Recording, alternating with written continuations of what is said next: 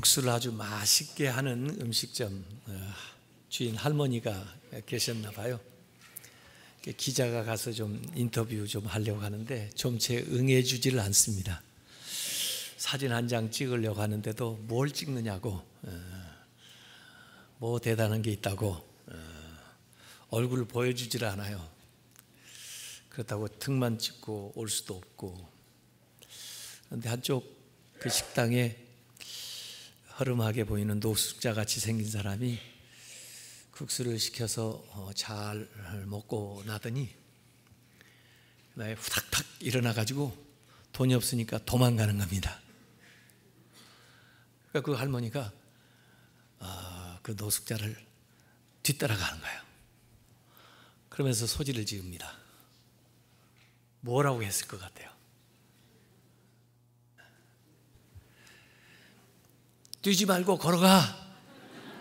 넘어지면 어떡하려고 그래. 그 말에 그 감동이 됐다는 거예요. 참 우리가 생각한 것과는 다른 말을 하고 있는 할머니죠. 오늘 이 히브리서 8장 7절은 이렇게 시작하고 있습니다. 저 첫 언약이 무흠하였더라면 둘째 것을 요구할 일이 없었으려니와 그랬습니다. 이 말을 다시 바꿔서 이야기한다면 첫째 그 언약이 뭔가 흠이 있기 때문에 둘째 언약이 요구가 되었다, 그런 뜻으로 읽혀져요. 이전에도 제가 플랜 A가 실패하고 잘못되면 낙담하지 말고 플랜 B를 세우고 나아가라. 사실 하나님도 플랜 A 다음에 플랜 퍼펙트, 완전한 계획을 세우신 것이 둘째 언약이다, 이런 말씀을 드린 적이 있어요. 사실 첫째 언약이 뭐 잘못해서 그렇다기보다는 언약을 맺을 때는 상대가 있는 거 아니에요? 사실 하나님과 우리 사이에 언약을 맺는 건데 하나님도 완전하시고 이 언약도 선한 것이지만 문제는 우리에게 흠이 있으면, 우리에게 잘못이 있으면, 우리가 그것을 준행하는 데 실패하게 되면 결과적으로 그 언약에 문제가 생기는 거죠. 그런 표현으로 읽어야 되는 겁니다. 언약 자체의 흠이라기보다는 옛 언약과 제사장 제도가 가지고 있었던 한계에 대해서 얘기하는 거예요. 이것은 언약의 당사자인 이스라엘의 흠이죠. 첫 번째 언약, 시내산에서 모세를 통해서 돌비에 새겨준 십계명을 비롯해서 하나님이 주신 이 언약은 완벽하고 거룩하고 의롭고 하나님의 백성다운 삶을 살라고 우리에게 주신 선물이었지만, 하나님의 뜻이 반영되어 있는 언약이었지만은 이 언약을 받은 이스라엘이 자신들은 그 언약을 지키겠다고 맹세까지 했음에도 불구하고 그 말씀대로 살지를 못했어요.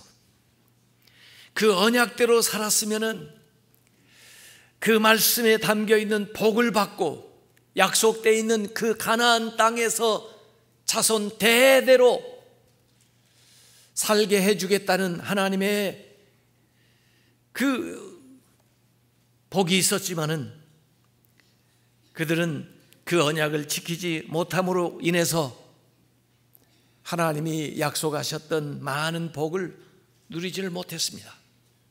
그것이 옛 언약, 율법이 가지고 있는 한계예요. 그래서 바울도 로마서 7장 24절에 보면 오호라 나는 곤고한 사람이로다.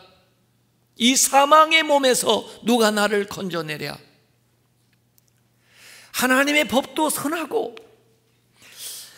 하나님의 법이 신령하지만은 내 이 육신은 약해서 악해서 그 하나님의 법을 준행하지 못한다고 탄식을 한 적이 있습니다.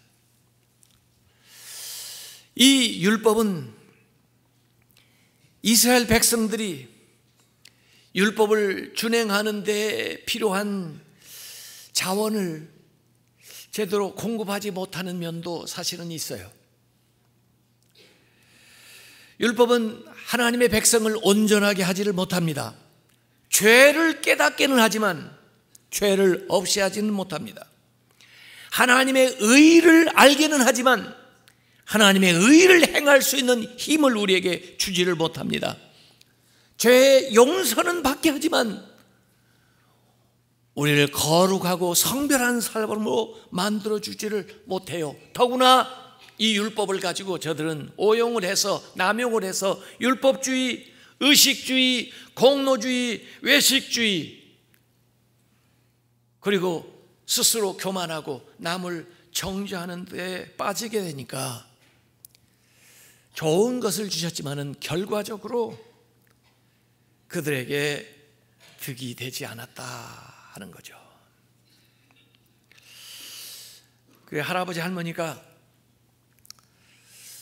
모처럼 어디 관광을 가나 봐요. 휴게실에 음식을 좀 먹고 그 다음에 이제 할아버지가 운전해서 가는데 한참 가다가 할머니가 아유 여보 이거 내 정신 좀 봐. 그 휴게실 그 식당에 내 안경을 놓고 왔네. 다시 돌아가야 되겠어. 그러니까 그 할아버지가 에이 정신을 어디다 놓고 사는 거야. 지금 이만큼 왔는데 요새 기름값이 얼마인데 다시 돌아가서 에? 아니 안경 없이도 잘 보여? 그러면 안경이 무슨 소용이 있어? 투덜거리고 결국 돌고 돌아가지고 다시 그 식당에 와서 할머니가 내리는데 그 할아버지가 그런 거야. 할멈 기왕에 가는 길에 내 모자도 좀 가져와.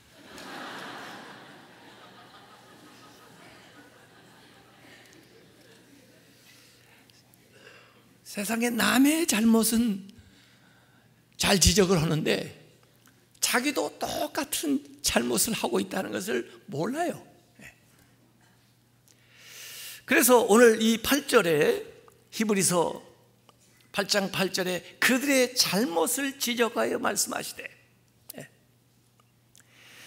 이스라엘이 잘못함으로써 그 옛 언약이 이렇게 마치 흠이 있는 것처럼 되었다는 겁니다. 그래서 오늘 히브리서에는 히브리서 중에 가장 긴 인용 성경 구절이 나와요.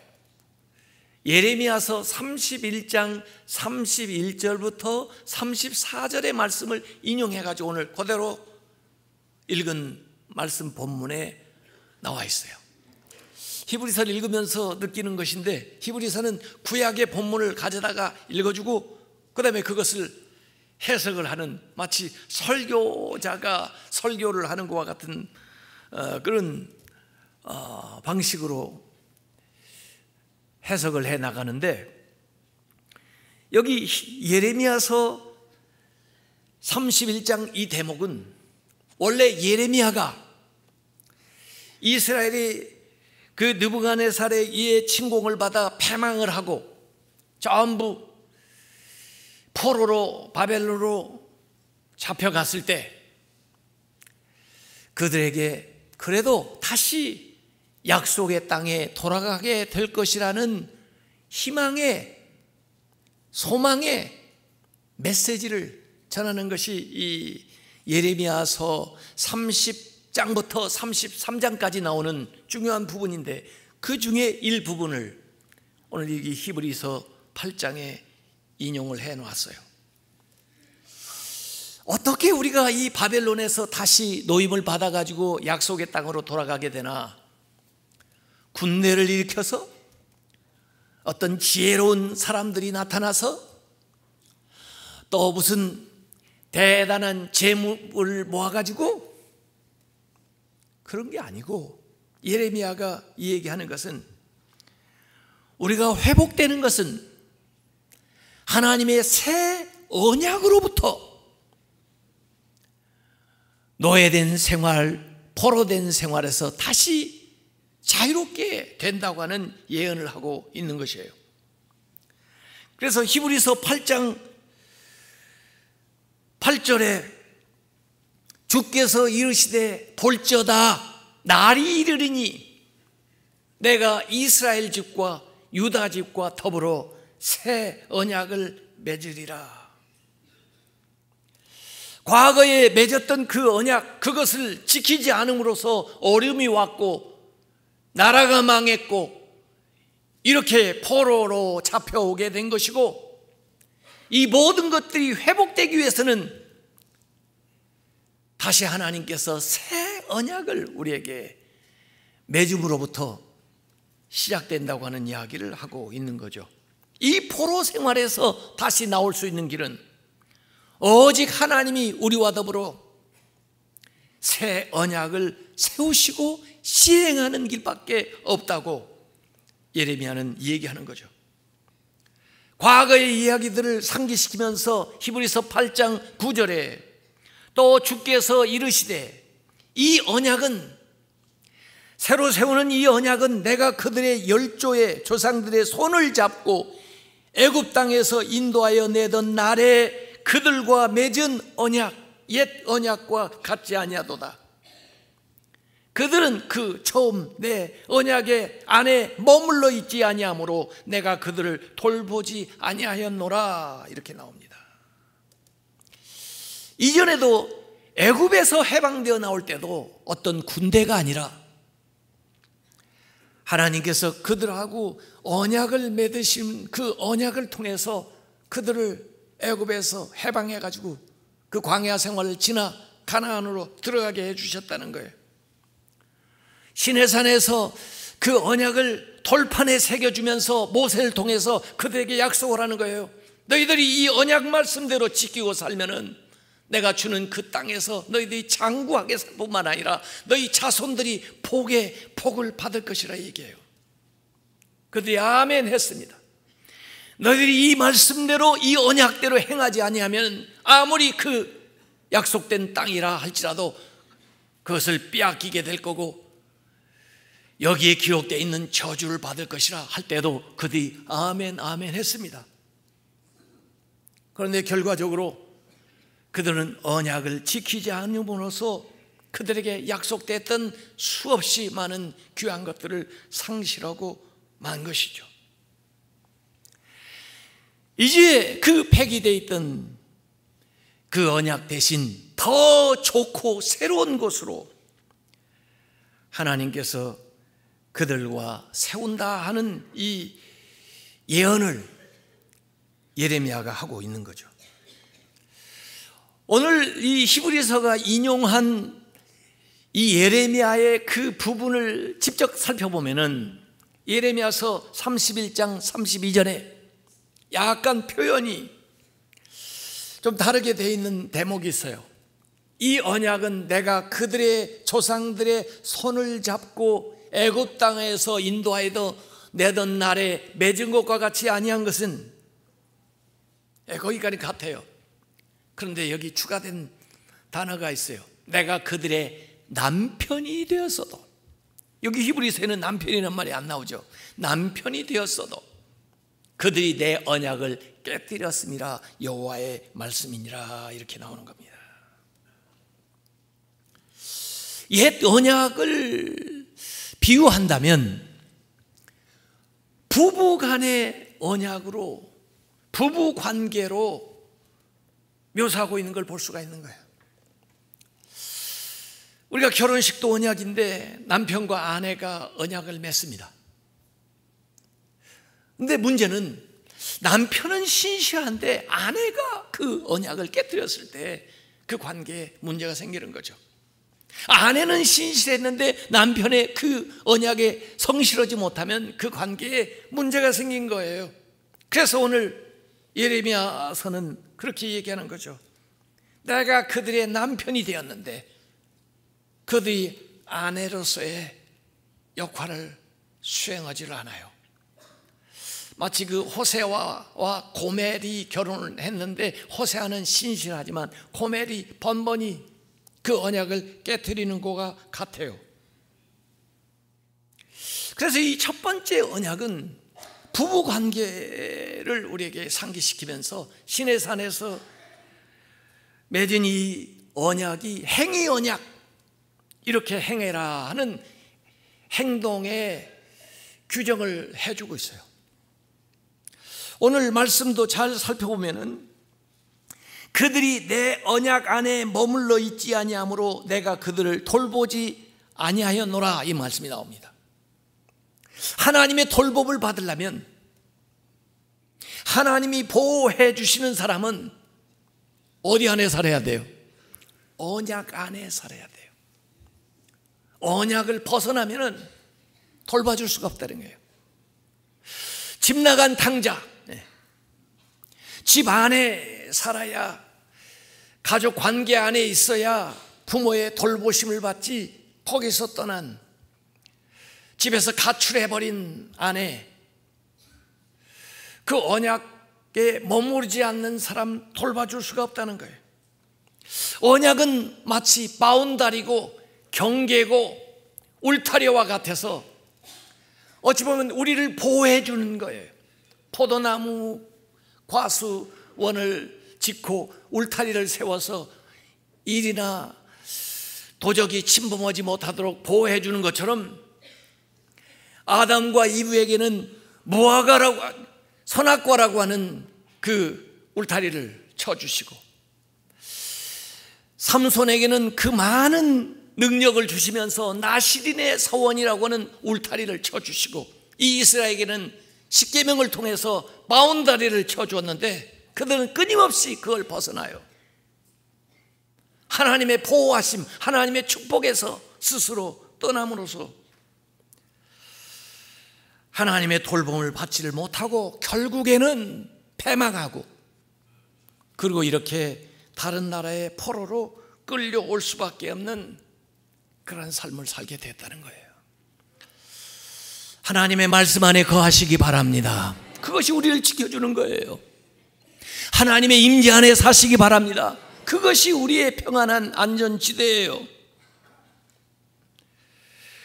그들은 언약 안에 머물 힘도 없었고 머물지도 않았습니다. 그래서 번번이 그 유혹과 욕심을 따라, 세상을 따라 넘어지고 실패했던 거죠.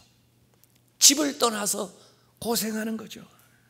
하나님이 유기한 것이 아니라 그들이 하나님의 집을 떠난 것입니다. 히브리서 8장 10절에 또 주께서 이르시되 그날 후에 내가 이스라엘 집과 맺을 언약은 이것이니, 새 언약에 대해서 새 언약의 특징을 4가지로 설명했는데 그 중에 2가지, 내 법을 그들의 생각에 두고 그들의 마음에 이것을 기록하리라.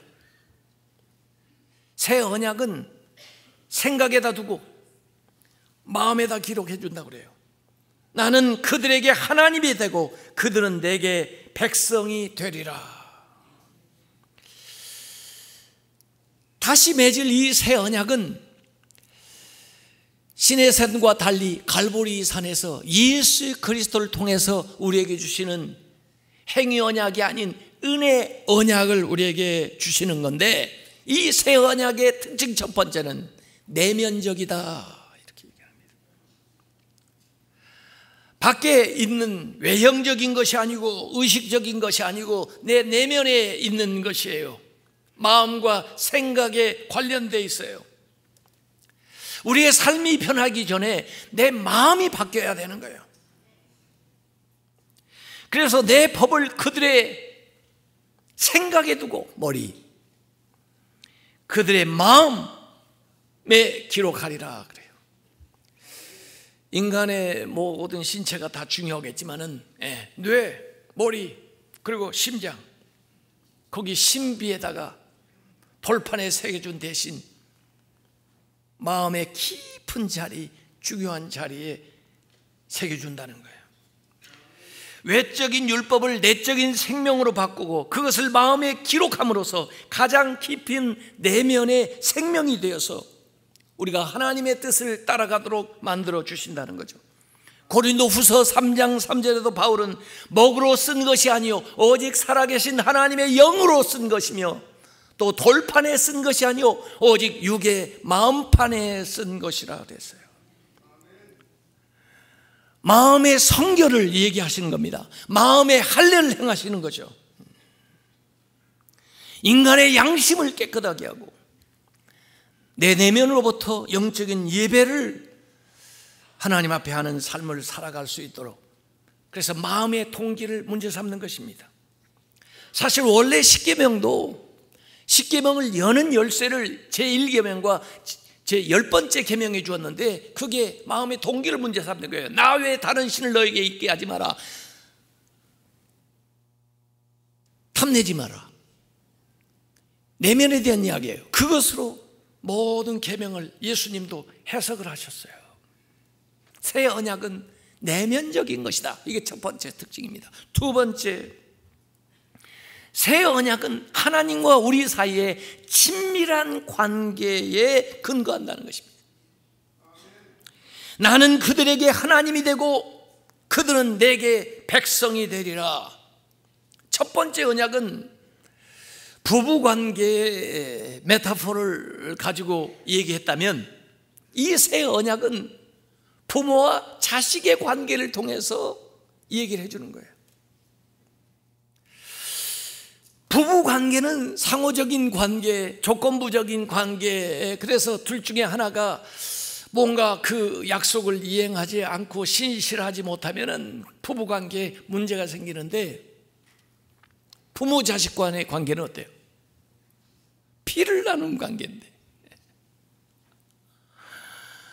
인간관계 속에서 부모와 자식 간의 관계는 어떻게 할 수 없는 관계예요. 그래서 이 새 언약은 너희를 내 백성이라, 나는 너희 하나님이다. 이 내 백성이라는 말이 구약 성경에 굉장히 중요한 말입니다. 하나님의 백성이 된다, 하나님의 자녀가 된다는 말인데,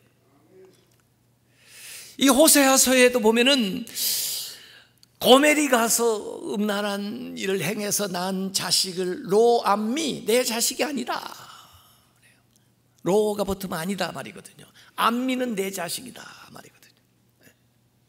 하나님 우리에게 암미, 너는 내 백성이다.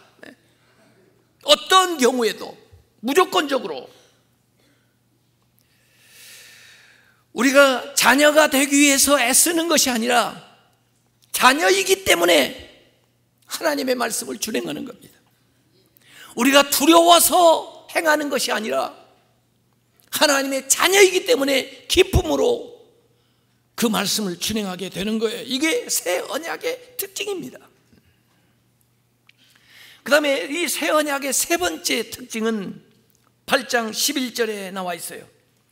또 각각 자기 나라 사람과 각각 자기 형제를 가르쳐 이르기를 주를 알라 하지 아니할 것은 그들이 작은 자로부터 큰 자까지 다 나를 알미라.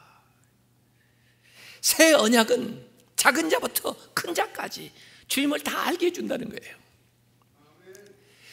옛 언약은 어렵기도 하고 이해하기도 힘들어서 몇몇 소수의 사람들에게 알려졌습니다. 제사장, 선지자, 그리고 그들이 부지런히 저들을 깨우치려고 노력을 했는데 사람들이 깨달아 알기가 힘들어요. 그런데 이 새 언약은 작은 자부터 큰 자까지, 무식한 사람부터 유식한 사람까지, 어린아이부터 어른까지, 지체가 낮은 사람부터 높은 사람까지 모두 다 알게 된다는 거예요. 어떻게 이게 가능할까요? 성령을 통해서. 성령이 우리 가운데 역사하기 때문에 가능한 거예요. 저는 설교하고 나서도 궁금한 게, 제가 전하려고 하는 것을 얼마나 알아들으셨을까, 이게 제가 제일 궁금한 거예요. 근데 저한테 문자로 피드백을 주는 분들이 있고요. 또 교회에 나와서 초신자인데 아래서 국수를 먹으면서 물어보면요, 다 알고 있어요. 다 알아들었어요. 아니, 교회를 오래 다닌 사람이나 교회를 처음 나온 사람이 그래요. 오늘 목사님 왜 저한테만 말씀하십니까? 오늘 제가 궁금했던 걸 꼭 말씀해 주시네요. 그래서 제가 신기해서 뭘 들었는지 한번 저한테 이 얘기를 해보세요 하고 시켜보니까 어쩜 그렇게 잘 알아요? 성령이 역사하시는 겁니다. 성령이. 새 언약은 성령이 우리 가운데서 깨닫게 하고 우리를 가르쳐요. 그래서 알게 해주는 겁니다. 그래서 하나님을 아는 지식이 우리 안에 편만하게 진행이 되는 거예요. 누구나 알 수 있도록 진리는 쉽고 단순하고 명료한 거예요. 그러나 첫 언약은 왠지 불확실한 것 같고, 왠지 불안정하고, 왠지 애매하고, 왠지 어려워서 알아듣기도 힘들고 살기도 힘들어요. 그런데 이 새 언약은 알아듣기도 쉽고 알기만 하는 게 아니고 그 말씀을 행할 수 있는 능력까지 우리에게 주어서 그 말씀을 실천하게 만들어주는 거예요. 네 번째, 이 새 언약의 특징은 8장 12절에 내가 그들의 불의를 긍휼히 여기고 그들의 죄를 다시 기억하지 아니하리라. 새 언약은 우리의 불의, 우리의 죄의 문제를 해결해 준다는 것입니다. 이것은 한마디로 얘기한다면 은혜예요. 은혜. 우리에게 은혜를 가져다 준다는 겁니다. 하나님의 은혜를 받으시기 바랍니다. 은혜를 받는다는 것은 내가 자격이 없음에도 불구하고 무조건 주시는 거예요. 은혜예요. 이제는 행해서 받아야 됐어요. 그게 첫 번째 언약이었다면 이제는 무조건 주시는 거예요. 자격이 없음에도 불구하고 과분하게. 더구나 긍휼을 하심을 잊는다고 그랬어요. 긍휼이 뭐예요? 긍휼은 마땅히 받아야 될 것을 면해주는 거예요. 내가 심판받아야 되는데, 내가 벌을 받아야 되는데 긍휼히 여겨주시는 거예요. 은혜와 긍휼을 힘입으시기 바랍니다. 새 언약을 통해서 모든 불의를 긍휼히 여겨주시고 죄를 기억도 하지 않겠다, 이렇게 말씀하시는 거예요. 사실 앞으로 이 말씀이 이제 후반기를 이끌어가는 히브리서의 굉장히 중요한 말씀이 될 것입니다. 그래서 이 말씀이 똑같이 히브리서 10장 17절에 다시 한번 나옵니다. 내가 그들의 죄와 그들의 불법을 다시 기억하지 아니하리라 하셨으니. 하나님 진짜 뒤끝이 없는 분이에요. 기억하지 아니하리라, 진짜 기억을 안 해요. 우리가 기억할 뿐이죠. 하나님이 무슨 기억력이 안 좋아서 기억을 안 하시나요? 저 바다 깊은 곳에 빠뜨리고 동에서 서가 먼 것처럼 옮겨버리겠다 그래요. 하나님의 은혜인 걸 믿으시기 바랍니다. 이사야서 43장 25절에도 나 곧 나는 나를 위하여, 이 모든 일이 하나님 자신을 위하여 너의 허물을 도말하는 자니 너의 죄를 기억하지 아니하리라. 죄에 대한 확실한 해결을 보장해 주시는 겁니다. 나의 실패와 잘못 대신에 하나님의 용서와 자비로 우리의 모든 것을 기억도 하지 않겠다 말씀하시는 거예요. 이것이 새 언약이 우리에게 약속하는 표징이에요. 이 새 언약은 내면적이다. 이 새 언약은 친밀한 것이다. 이 새 언약은 누구나 다 알게 되는 것이다. 이 새 언약은 은혜와 긍휼을 우리에게 베푸는 것이다 해요. 그러니까 첫 번째 언약이 가지고 있었지 못했던, 미진했던 부족한 부분들을 다 채워주는 거예요. 우리가 행하지 못한 것을 다 하나님께서 행하시는 거예요. 그래서 13절에 다시 7절에 나왔던 말씀과 짝이 되는 말씀으로 마무리를 합니다. 새 언약이라 말씀하셨으며 첫 것은 낡아지게 하신 것이니 낡아지고 쇠하는 것은 없어져 가는 것이라. 옛 언약의 특징이 세 가지인데 낡아지고 쇠하고 없어지는 거예요. 아무리 좋은 물건을 사놔도, 아무리 좋은 자동차를 사도 시간이 지나면 낡아지고 쇠하고 사라지는 거예요. 사람도 마찬가지예요. 태어나서부터 이제 나이 먹어가면서 우리 인간은 낡아지고 쇠하고 약해지고 사라져가는 거예요. 죽어가는 거예요. 어떻게 오래되었는데 더 건강할 수가 있어요. 더 새로울 수가 있어요. 더 존속할 수가 있어요. 성령이 역사하지 않고는 안 됩니다. 우리 교회 표어가 뭐예요? 금년에 오래되고도 새로운 교회. 그게 말이 됩니까? 오래되면 낡은 교회가 되는 거지. 어떻게 오래되고도 새로운 교회가 됩니까? 누가 역사하셔야 돼요? 성령이 역사하셔야 되는 겁니다. 성령이 역사해야, 바람 같은 성령이 불어야, 불 같은 성령을 우리가 받아야 오래됐지만 새로운 교회가 되는 것이에요. 새로운 역사를 일으키는 것입니다. 왜 이 하나님의 말씀이 오래된 말씀인데 새로운 말씀인 줄 아세요? 성령께서 오늘도 살아계셔서 우리에게 말씀해 주시기 때문에, 깨닫게 해주시기 때문에 오래되면서도 새로운 말씀이에요. 복음은 오래되고도 새로운 말씀이에요. 왜? 성령이 역사하는 새 언약이기 때문에. 과거의 언약은 낡아지고 쇠하고 소멸됩니다. 그러나 하나님께서 주신 새 언약은 우리 안에서 날로 새롭고 날로 더 강해지고 그리고 영원한 삶을 누리게 하는 걸 믿으시기 바랍니다. 이 새 언약 백성된 것을 감사하면서 하나님 앞에 믿음으로 살아가시길 바랍니다. 세상에서도요, 이전에 유언장을 써놨다가 다시 유언장을 바꾸게 되면요, 과거에 써놓은 유언장이 효력이 없어요. 새로운 유언장이 효력을 발휘하는 것입니다. 하나님 우리에게 새 언약을 주셨어요. 이 새 언약이 우리에게 역사하면서 과거에 우리가 연약하여 할 수 없었던 모든 일들을 하나님 편에서 온전히 이루신 것을 믿으시기 바랍니다. 그 믿음으로 다음 대에 주 앞에 나아가는 성도들 다 되시기를 주님의 이름으로 축원합니다.